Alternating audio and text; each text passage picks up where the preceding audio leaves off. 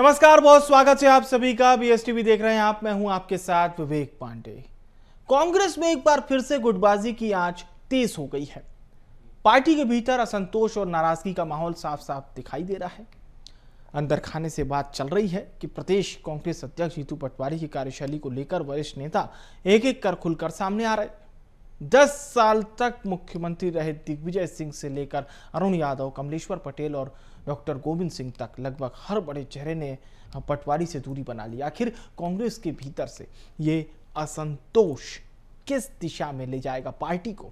क्या ये आने वाले चुनाव से पहले कांग्रेस के लिए एक और मुश्किल इशारा है? एक रिपोर्ट आप देखिए, फिर खास चर्चा की शुरुआत करेंगे। मध्य प्रदेश कांग्रेस में एक बार फिर सियासी उठापटक। पार्टी के भीतर नेताओं की नहीं थम रही खींचतान। क्या दिग्विजय सिंह के इशारे पर हो रहा जीतू पटवारी का विरोध? बेटे और भतीजे के जिला अध्यक्ष बनने से नाराज दिग्विजय। क्या जीतू का अध्यक्ष बनना दिग्गी को नहीं आया पसंद? पार्टी में नए और पुराने के बीच संघर्ष का पुराना नाता। 2028 के पहले अपनी पसंद का प्रदेश अध्यक्ष चाहते हैं दिग्विजय। सूत्रों की माने तो कुछ समय से ऐसा प्रतीत हो रहा है कि दिग्विजय सिंह प्रदेश अध्यक्ष जीतू पटवारी से नाराज चल रहे हैं। बताया जा रहा है कि हाल ही में की गई नियुक्तियों से दिग्विजय सिंह खुश नहीं हैं।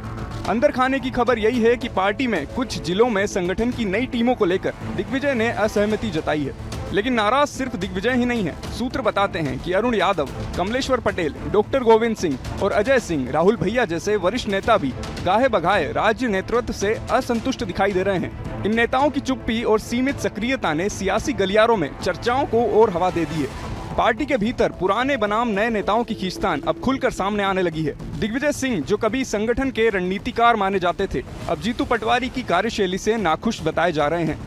वहीं दूसरी ओर 2028 के विधानसभा चुनाव से पहले दिग्विजय सिंह अपनी पसंद का प्रदेश अध्यक्ष चाहते हैं। यानी कांग्रेस के भीतर सियासी शतरंज शुरू हो चुकी है। बीजेपी ने भी कांग्रेस की इस गुटबाजी पर तंज कसना शुरू कर दिया है।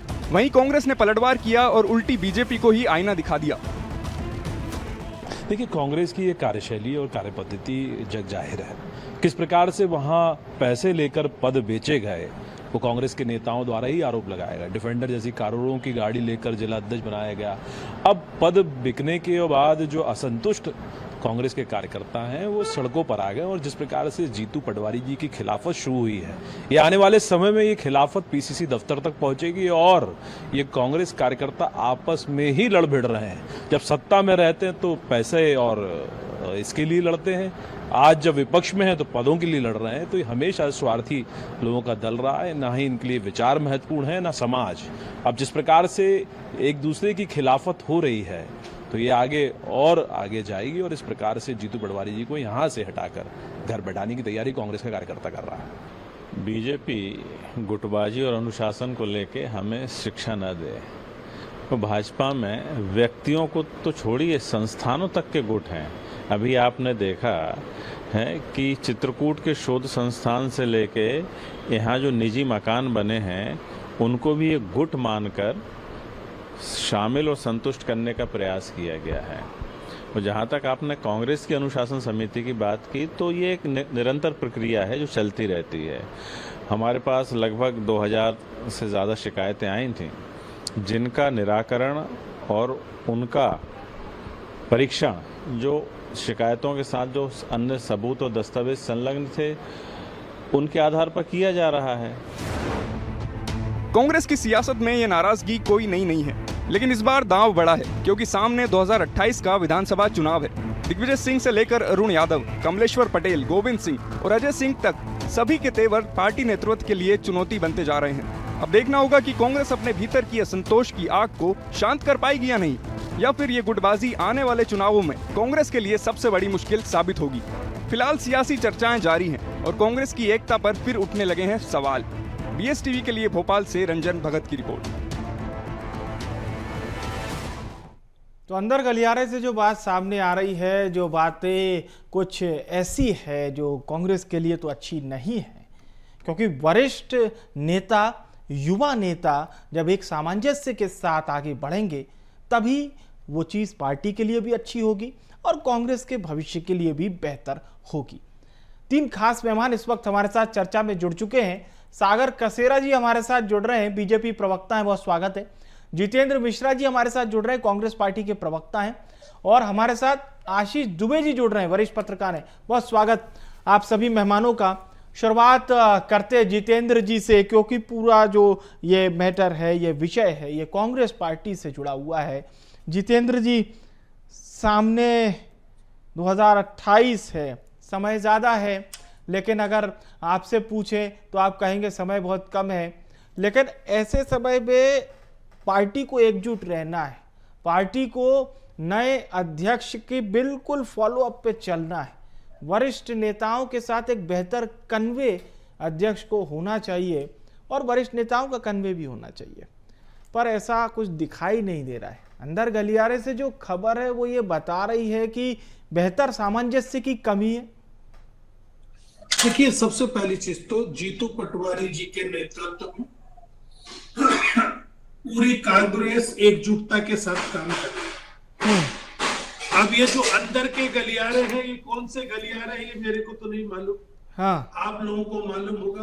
भारतीय जनता पार्टी जो इस पर टीका टिप्पणी कर रही हो सकता है उसको कोई गलियारे की जानकारी, लेकिन अगर खुला विरोध हो रहा है तो भारतीय जनता पार्टी के अंदर हो रहा है। भारतीय जनता पार्टी को अपने गरिमाण में झांकना चाहिए। किस तरीके से गोविंद सिंह राजपूत और भूपेंद्र सिंह सागर में गुटबाजी को बढ़ावा दे रहे हैं, मुझे लगता है छिपाने की जरूरत नहीं। पेपर से लेकर के प्रिंट मीडिया की बात करूं, इलेक्ट्रॉनिक मीडिया की बात करूं, भाजपा की लड़ाई अगर देखेंगे आप तो उमा भारती की पीड़ा आपको समझ में आएगी। अजय बिश्नोई वहां जहां पर जबलपुर में रो रहे हैं उनकी समझ में आएगी। लेकिन हमारे उसमें कोई गलियारा है जिसको लेकर के भारतीय जनता पार्टी को ज्यादा मालूम चल रहा है। मैं अभी दिग्विजय सिंह जी से मिलके आ रहा हूं, कहीं कोई नाराजगी नहीं, कहीं कोई गुटबाजी इस प्रदेश में नहीं। दिग्विजय सिंह जी लगातार कार्यक्रम बना रहे, कांग्रेस को मजबूत करने के लिए। ऐसा कोई दिन नहीं है जिस दिन दिग्विजय सिंह जी नहीं निकल रहे हो। उनके दौरे सार्वजनिक होते, उठा के देख लीजिए। नाराजगी वाला व्यक्ति तो घर बैठ जाता, सक्रिय नहीं रहता। अब सुनिए, जीतू पटवारी जी के नेतृत्व में कांग्रेस का कार्यकर्ता एकजुटता के साथ खड़ा हुआ। हमने अमरवाड़ा की सीट पे आपने देखा कि उसी जीतू पटवारी के नेतृत्व में मजबूती के साथ चुनाव लड़ा और उसका परिणाम यह हुआ कि 20 राउंड कांग्रेस जीती, 21वें राउंड पर टेबल पे कांग्रेस हारी है। वही रणनीति का कोई दिग्विजय सिंह हो, कमलनाथ हो या दूसरा वरिष्ठ नेता हो, उनके मार्गदर्शन में हमने बुधनी में रणनीति बनाई। बुधनी सबसे कठिन सीट थी, मुख्यमंत्री के रूप में शिवराज सिंह चौहान लड़ते थे। वहां पर 1,43,000 की लीड को हमने 13,000 पर लाके खड़ा कर दिया। इसमें गुटबाजी झलकती है कि एकजुटता झलकती है। अगला चुनाव आया बीजापुर का, भारतीय जनता पार्टी की सरकार ने चुनाव लड़ा, 25 सांसद और 45 विधायक वहां पर खड़े रहे। धनबल का प्रयोग हुआ, बाहुबल का प्रयोग हुआ, लेकिन कांग्रेस के कार्यकर्ता की एकजुटता की वजह से भारतीय जनता पार्टी की सरकार को पराजित होना पड़ा। ये तर्क बताते हैं, ये तथ्य बताते हैं, ये सबूत बताते हैं कि कांग्रेस मजबूती के साथ अपनी विचारधारा पर लड़ रही है। कांग्रेस का कार्यकर्ता एकजुटता के साथ जीतू पटवारी के नेतृत्व में चुनाव लड़ रहा है। इसमें आप गुटबाजी आपको कहां दिखाई दी या भारतीय जनता पार्टी को कहां दिखाई दे रही? ठीक है, हाँ ठीक है। मेरे पास कुछ एक छोटे सवाल हैं आपके लिए, पूछूंगा। उससे पहले सागर जी का रुख कर लेते हैं।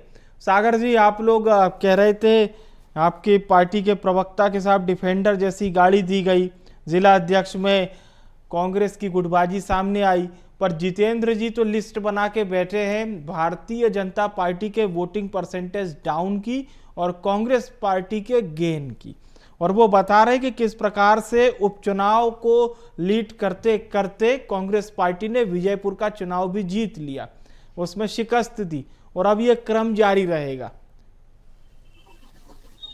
देखिए विवेक जी, सबसे बड़ा व्यंग तो यही है, जब मैं जितेंद्र जी को सुन रहा था तो बहुत चिल्ला चिल्ला कर वो अपना पक्ष रख रहे थे। मुझे ऐसा लगता है ज्यादा चिल्लाने की आवश्यकता तभी पड़ती है जब झूठ को बहुत जोर से बोलना पड़े। और जब इन्होंने गलियारों की बात कही तो मैं बताना चाहता हूं कि कांग्रेस के गलियारे में आज नेता नहीं चलते, वो फिसलते हैं। बयान देने से पहले सोचते नहीं हैं और हारने के बाद मानते नहीं। इन गलियारों में हिंदू शब्द से डरने वाले लोग अब योग करने जा रहे हैं और सत्याग्रह बोलने वाले लोग अब ट्विटर पर ट्रेंड चलाने में लगे हुए हैं। और कांग्रेस के गलियारों में चलना बहुत मुश्किल है जनाब, क्योंकि यहाँ पर हर एक मोड़ पर राजनीतिक माइन बिछा हुआ है, जिसमें कभी कोई और कभी कोई दबता या फंसता रहता है। तो इसीलिए ये बड़ा मुश्किल एक विषय है। और अब जब बात आती है कि कांग्रेस के अंतरकलह की, तो मुझे ऐसा लगता है कि इनके अंतरकलह पे मेरे कुछ बोल देने से इनके संगठन की स्थिति सुधरने वाली नहीं है, क्योंकि वो ऑलरेडी बहुत बर्बादी के एक पड़ाव तक पहुंच चुकी है। एक तरफ तो माननीय राहुल गांधी जी कहते हैं संगठन में युवाओं को मौका दिया जाएगा, और दूसरी तरफ दिग्विजय सिंह जैसे नेता अपने घर की राजनीति को लेकर और वैसे ही नाराज होकर बैठे हैं। सवाल सिर्फ जीतू जी और दिग्विजय सिंह का है ही नहीं। हाँ। सवाल है क्या कांग्रेस और पार्टी रह गई है? आपकी पार्टी में तो कोई गुटबाजी नहीं है, तो परिवारों का संगठन। आपकी पार्टी में तो कोई गुटबाजी नहीं है। देखिए विवेक जी, ये एक ऐसा विषय है जिसमें अगर मैं कुछ कहना चाहूं तो इतना कहना चाहूंगा कि भारतीय जनता पार्टी में अगर गुट हैं तो वो नीति और भारत माता की जय बोलने के लिए गुट हैं, और यहाँ जो गुट हैं वो अपने परिवार और परिवार का घर भरने के लिए गुट हैं। इसमें बहुत बड़ा अंतर है। ठीक है, तो ये बात समझने वाली है कि दिग्विजय सिंह आपने कह दिया और जितेंद्र जी ने भी अपनी बात रखी। हम आशीष जी के पास अब चर्चा में आगे बढ़ते हैं। आशीष जी, क्या आपको लगता है, क्या वाकई में सामंजस्य की कमी है? और हम अगर कांग्रेस पार्टी के अतीत पर देखें तो दिग्विजय सिंह के 10 साल के कार्यकाल के बाद कांग्रेस का एक भी शासन ऐसा नहीं रहा जो 5 साल के कार्यकाल को पूरा करे, क्योंकि बड़े मुश्किल में कमलनाथ सरकार चल रही थी और उसके गिरने के बाद फिर भारतीय जनता पार्टी ने वही इंजन थाम लिया, अभी तक जारी है। अतीत के भी 2003 से 2018 तक का जो कार्यकाल है वो बीजेपी का है। यानी हम कह सकते हैं कि विशुद्ध रूप से दिग्विजय सिंह ही कांग्रेस के अंतिम 2 कार्यकाल पूरे करने वाले मुख्यमंत्री थे। ऐसा नेता अगर कोई सजेशन दे रहा है या उनकी अगर नहीं सुनी जा रही, तो ये पार्टी के लिए थोड़ी चिंता वाली बात तो होनी चाहिए।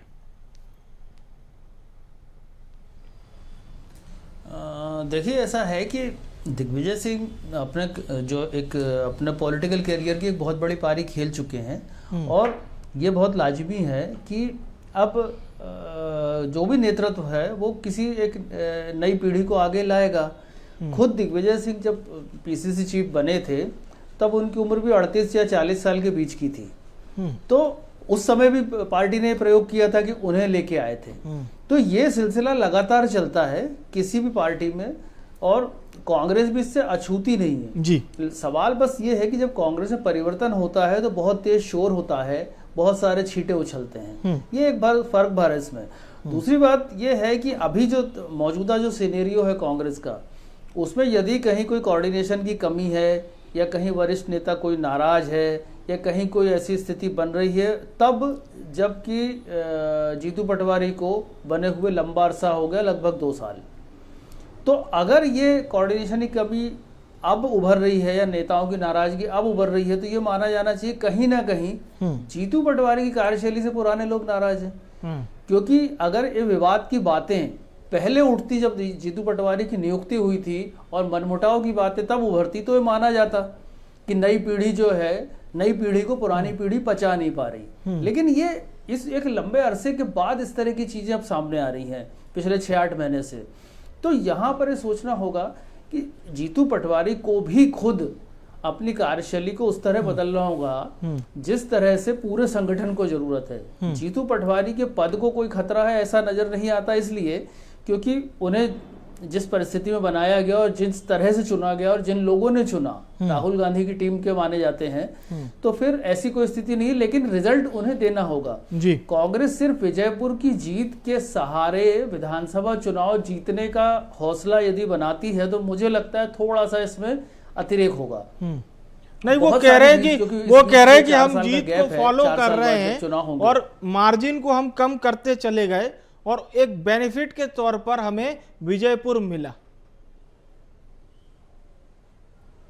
नहीं, निश्चित है ना, विजयपुर की चुनाव की जीत बहुत अच्छी है, वे तो मानते हैं ना। लेकिन ये बहुत उस वक्त हुई है कि जब ये नया नया विधानसभा चुनाव खत्म हुआ था, उसके बाद की बात है ना। उस बात को 1.25 साल 1.5 साल हो गया है। कांग्रेस ने एक मंत्री को हराया है, बहुत बड़ी बात है ये। और सबसे बड़ी अनपेक्षित बात ये थी कि बुधनी में कांग्रेस ने अपने प्रदर्शन को सुधारा।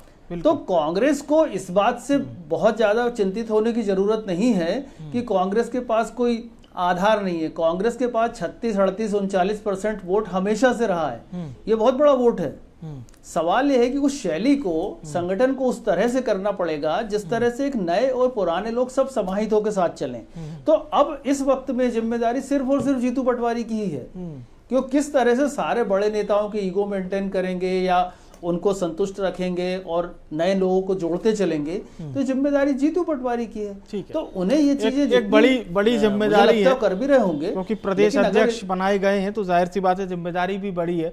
जितेंद्र जी, जो बात हमारे सामने आ रही है कि साहब दिग्विजय सिंह जी अपने बेटे और भतीजे को जिला अध्यक्ष बनाने से नाराज नजर आए और वो ये नहीं चाहते कि जीतू पटवारी जी के नेतृत्व में 2028 का विधानसभा चुनाव हो।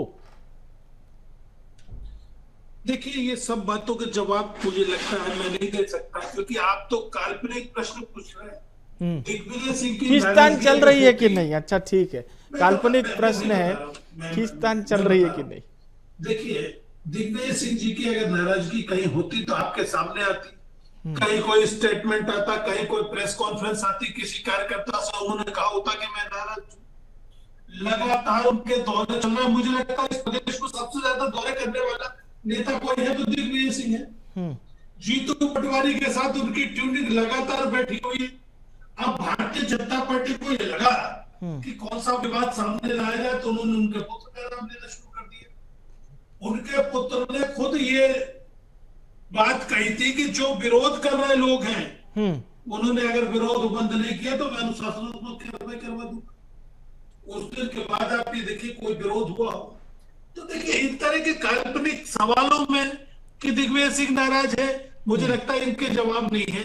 लेकिन ये मैं गारंटी से कह सकता हूं कि भारतीय जनता पार्टी को अजय बिश्नोई को सुनने के बाद, गोपाल भार्गव की पीड़ा सुनने के बाद, उमा भारती का विलाप आपने सुना किस तरीके से बात कर रही है, भूपेंद्र सिंह और गोविंद सिंह का तो रण मचा हुआ है सागर जिले में।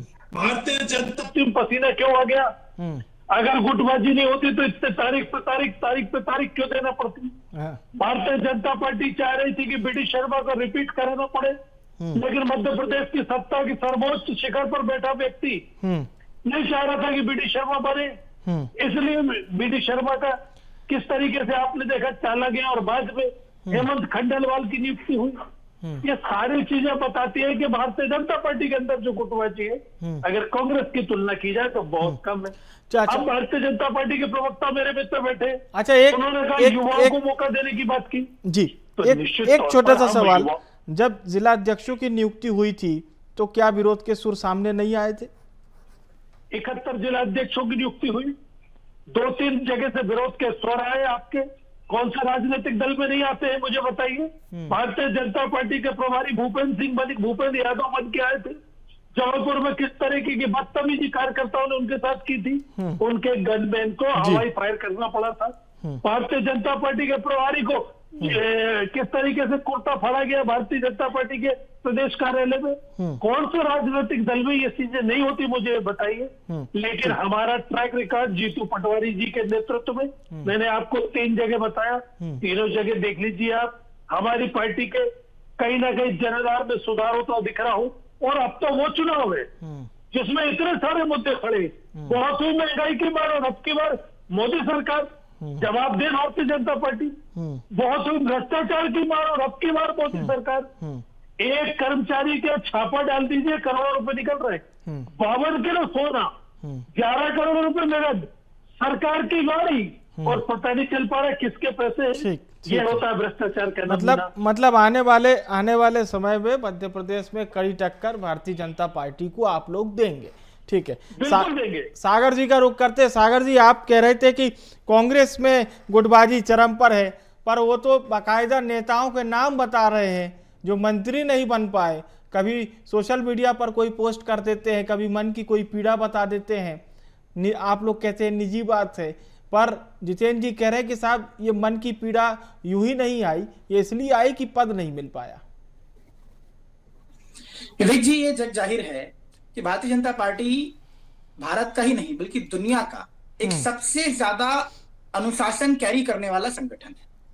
और जब ये अनुशासन अपनी कांग्रेस में नहीं पाते हैं तो हमारे बड़े भाई जितेंद्र जी के भी मन में थोड़ा तो दुख होता ही होगा।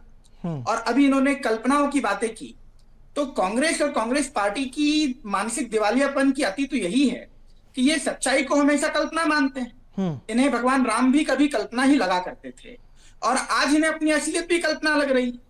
लेकिन कांग्रेस की असली पहचान क्या है?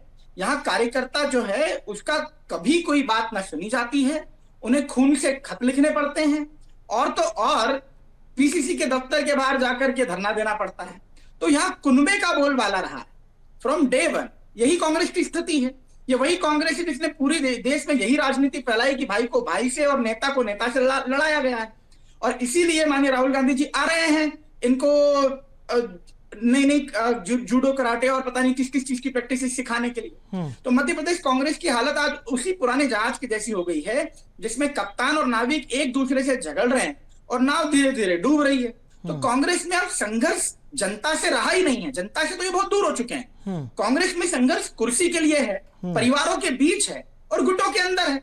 और इसीलिए राहुल गांधी जी का फ्री हैंड जो है वो फ्री फाइट का नारा बन गया है और कांग्रेस पार्टी संगठन बची नहीं है। पर राहुल गांधी तो कहते हैं कि यहाँ पर कार्यकर्ता को प्राथमिकता मिलेगी, हम परिवार को नहीं, हम व्यक्ति को प्राथमिकता देते हैं जो कांग्रेस पार्टी के लिए पसीना बहाए। तो वो तो आपको नजर आ ही रहा है ना। आज जिस विषय पर हम डिबेट करने के लिए बैठे हैं, मुझे लगता है कि ये इसका सबसे बड़ा एक उदाहरण है। अगर राहुल गांधी जी की बात सच है और वो खुद इसके बड़े उदाहरण होते तो शायद हमें ये बात करने की जरूरत पड़ती नहीं। तो आज दिग्विजय सिंह जी को जीतू पटवारी का युवा नेतृत्व तो कहीं ना कहीं खल रहा है, क्योंकि उनके अंदर कांग्रेस में कोई किसी को आगे बढ़ता हुआ देख ही नहीं सकता। और यही कारण है कि कांग्रेस जहां जाती है वहां नेतृत्व की बजाय कला का बादल छा जाता है। तो जिस पार्टी में नेता खुद अपने बेटों भतीजों के पदों पर झगड़ने लगे, वो देश की दिशा और दशा तय करने की बात करे तो ये जनता के साथ मजाक करने जैसा है। और इसलिए जनता जानती है कि बहुत हुई महंगाई की मार, इसलिए आई थी मोदी सरकार। और आज देश में महंगाई का स्तर सबसे न्यूनतम स्तर पर है। और अभी जो टैक्स, अच्छा, आपने महंगाई की बात कही, मैं जितेंद्र जी से एक प्रतिक्रिया ले लेता हूँ, फिर आशीष जी से अंतिम प्रतिक्रिया लेंगे। बोलिए जितेंद्र जी। देखिए कितना बड़ा व्यंग है कि महंगाई चरम पर है। महंगाई अपने उत्कर्ष के सारे रिकॉर्ड तोड़ रही है और उनको दिखाई नहीं दे रहा। सावन के अंधे को इसीलिए राहुल गांधी जी को भारत की अर्थव्यवस्था डेड नजर आती है। इसीलिए राहुल गांधी जी को भारत की अर्थव्यवस्था डेड नजर आती है, क्योंकि आपके विचारों में यही समस्या है। आपको बढ़ता हुआ देश दिखता नहीं। आपको अपनी पार्टी के अलावा, आपको अपने नेताओं के अलावा देश की अर्थव्यवस्था में सुधार दिखता नहीं। देखिए बात झूठ की नहीं है, बात झूठ की है। सागर जी जितेंद्र जी की बात सुन लेते हैं, आपकी भी बात सुनिए। चिल्लाने से झूठ आपकी भी बात सुनिए, ऐसा नहीं जानते। न्यूनतम स्तर पर महंगाई आपको पता नहीं है क्या जितेंद्र जी? चलिए चर्चा अंतिम दौर पे है, फिर अंतिम प्रतिक्रिया लेनी आशीष जी से। बोलिए विवेक जी। देखिए आज ऐसी कौन सी चीज है, जब 50 रुपए में डीजल मिलता था तो इनको महंगाई डायल दिखती थी। आज 110 रुपए में पेट्रोल बेच रहे हो आप, ये महंगाई नहीं है क्या? किसान के उपज जो है कांग्रेस होती तो जनाब और 500 रुपए में खरीदना पड़ता। गैस की टंकियों में लाइनें लगाकर मर जाता देश का आम नागरिक, उसको गैस नहीं मिलती। चलिए ठीक है, समय बंद कर दूंगा। ठीक है, समय भी अब समाप्ति की घोषणा हो चुकी है। आशीष जी से अंतिम प्रतिक्रिया ले लेते हैं। ठीक है, आप लोग अपनी अपनी बात रख चुके हैं। ठीक है सागर जी बात रख चुके हैं आप भी। आशीष जी, केवल प्रतिक्रिया आपसे यही पूछना चाहूंगा कि अब आगामी समय में कांग्रेस पार्टी को क्या करना चाहिए कि एक बेहतर कनेक्टिविटी हो, एक बेहतर कन्वे हो, बेहतर कम्युनिकेशन हो जो कांग्रेस को मदद करे। एक मजबूती कहीं ना कहीं अगर कांग्रेस को चाहिए तो इन बिंदुओं पर कार्य करना होगा। हाँ देखिए, कांग्रेस को सबसे पहले तो जीतू पटवारी को इसमें अपना पहल करनी होगी। अभी कुछ दिन पहले कनेक्ट सेंटर बनाया गया था कांग्रेस में, जो नए पुराने कांग्रेसियों से बात करना या संवाद करने के लिए था। तो ऐसा जो कनेक्ट सेंटर का एक प्रयोग किया गया, उसमें और ज़्यादा नेताओं की भागीदारी होनी चाहिए। ऐसे पुराने नेता जो इस समय कोई जिनके पास काम नहीं है, उन सारे जो बड़े नेता जो कांग्रेस के बड़े पदाधिकारी रहे, एक बड़ा कनेक्ट सेंटर बना के जो नए और पुराने लोग हैं उनको जोड़ने का, और नई और पुरानी पीढ़ी के जो कार्यकर्ता हैं उनके बीच पुल बनाने का काम सबसे पहले कांग्रेस को करना चाहिए। ये जरूरत इसलिए भी है क्योंकि कांग्रेस का, जैसे मैंने बोला, कांग्रेस का बड़ा वोट बैंक है, एक बड़ा कार्यकर्ताओं का काडर है। तो एक बड़ी पार्टी, ऐसी पार्टी जो प्रचंड बहुमत से सरकार में है, उसके सामने एक सशक्त विपक्ष की जरूरत हमेशा किसी भी प्रदेश को होती है। तो कांग्रेस सत्ता में आए उसके लिए अच्छा हो सकता है, लेकिन जब तक भी वो अगर विपक्ष में भी है तो इतनी मजबूत उसको चुनौती अपने आप पेश करनी होगी जो सरकार को नियंत्रण करे या जनता के फायदे के लिए बेहतर बात है। जितेंद्र जी ने भी ये बात सुनी है और सागर जी भी मुस्कुरा रहे हैं। बहुत बहुत शुक्रिया मैं करूंगा हमारे सभी मेहमानों का, बहुत बहुत धन्यवाद आप सभी का हमारे साथ चर्चा में शामिल होने के लिए।